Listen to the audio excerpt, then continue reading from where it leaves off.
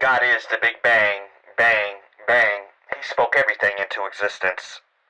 Genesis chapter 1 verse 1. In the beginning God created the heavens and the earth. The beginning is time, the heaven is space, and the earth is matter. Time, space, and matter must all coexist at the same time. As you can see, I love to study about God on all different levels. I love to read the Bible, and I love to study the Bible, and I also love the historical. That's why I read the chronological Bible in proper timeline order. But I also study God on a cosmological level, because God created the universe, and it only makes sense that He spoke it all into existence. Today's topic: can all religions be true? Shout out to Frank Turk and Geisler for always giving me wisdom. 44. EE stands for Evangelism Explosion, just in case you didn't know. The moral of the EE story is that complete agnosticism or skepticism is self-defeating. Agnostics and skeptics make the truth claim that truth claims cannot be made. They say that the truth can't be known, but then claim that their view is true. You can't have it both ways.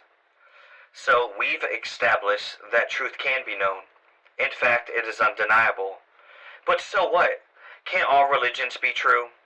Unfortunately, it's not just the secular world that's confused about this question. Even some churches and pastors have trouble with this. Seminary professor Ronald Nash heard of a good example of this. He told us of a student of his who went home to Bowling Green, Kentucky, for Christmas break a couple years ago. While on break, this Bible-believing student decided to be adventurous one Sunday and attend a church that he had never attended before.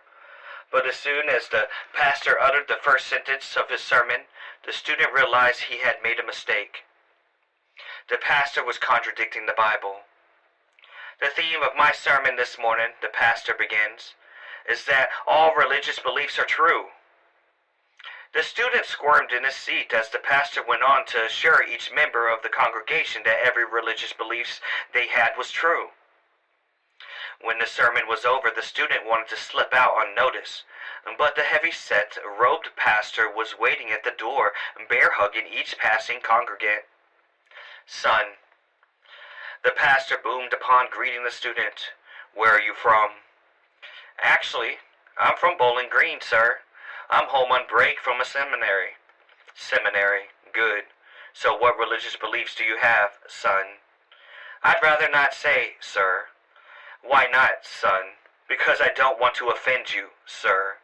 "Oh, son, you can't offend me. Besides, it doesn't matter what your beliefs are, they are true. So what do you believe?" "Okay." And the student relented. He leaned towards the pastor, cupped his hand around his mouth, and whispered, "Sir, I believe that you are going to hell." The pastor's face turned bright red as he struggled to respond. I guess I made a mistake." "All religious beliefs cannot be true, because yours certainly aren't true." Indeed, as the pastor realized, religious beliefs cannot be all true, because many religious beliefs are contradictory, and they teach opposites. For example, conservative Christians believe that those who haven't accepted Jesus as their Savior have chosen hell as their ultimate destination. It's often overlooked, but many Muslims believe the same about non-Muslims. They're headed for hell as well. And Hindu generally believe that everyone, regardless of beliefs, is caught in the infinite circle of reincarnation based on works. These contradictory beliefs can't all be true. In fact, world religions have more contradictory beliefs than complementary ones. The notions that all religions teach basically the same thing, that we ought to love one another, demonstrates a serious misunderstanding of the world's religions. While most religions have some kind of similar moral code because God has implanted right and wrong in our consciousness. We'll discuss that later. But they disagree on virtually every major issue, including the nature of God, the nature of man, sin, salvation, heaven, hell, and creation. Think about it. The nature of God, the nature of man, sin, salvation, heaven, hell, and creation. Those are the biggies. Here are a few of those big differences.